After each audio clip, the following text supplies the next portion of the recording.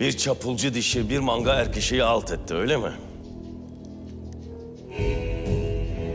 Gök Hanı'nın çerileri kendisine çift başlı kurdun pençesi diyen bir kıza yenildi. Öyle mi?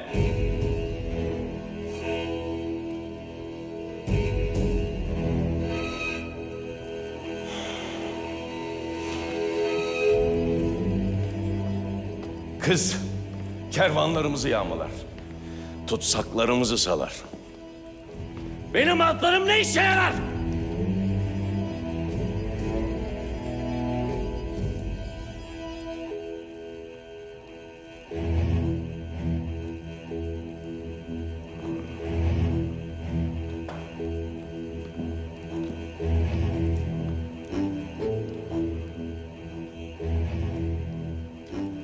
Temur. O kızı sen bulup sarayın direğine asacaksın.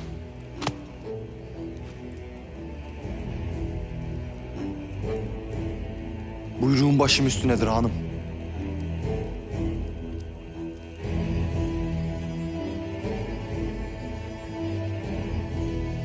Zindana atın şunu.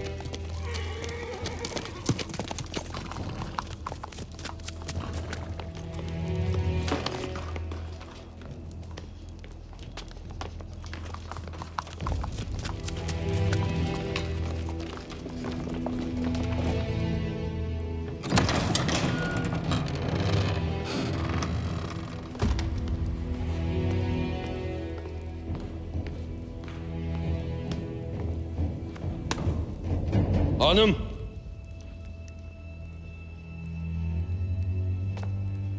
Umarım uğurlu haberler getirdin Yasavul Saltuk. Ne der karındaşım? Verir mi kızını? Bana bir yabgu der ki... hanım kızımı sağlam teginlerinden birine ister sanırdım.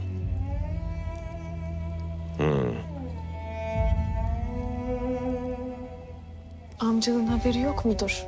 Sağlam tekinleri evli.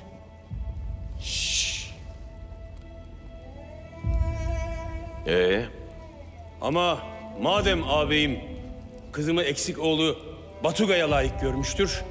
Layık değil miymiş? Benim oğlumun aklı yitik olmasa ne diye bir yabgu kızı isteyeyim? Gider Moğol Hanı'nın kızını isterim.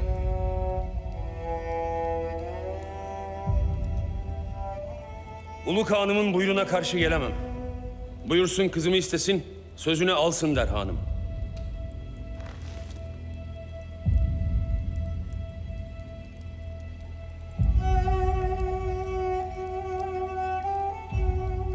Armağanlar hazırlansın.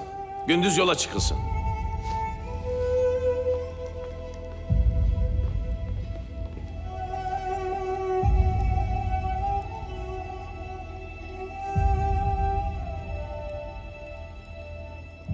Otuz sandık altın sayın.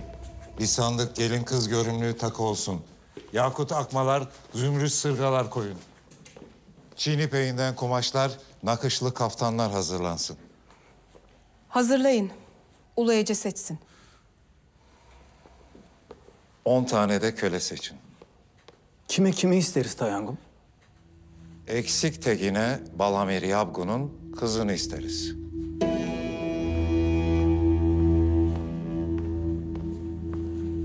Aklı yiğitik eksik tegin bile evlenir. Sen hala evlenemedin. Keşke hanımız senin boynuna da yay kirişi dayayaydı da senin aklında yiteydi. Belki o zaman eksik tegin gibi sesin kesilirdi.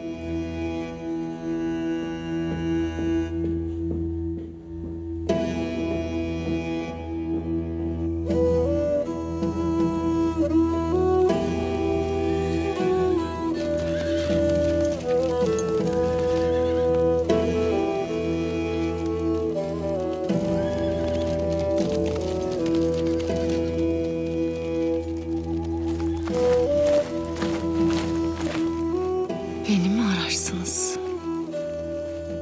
Arayın. Ben hepinizi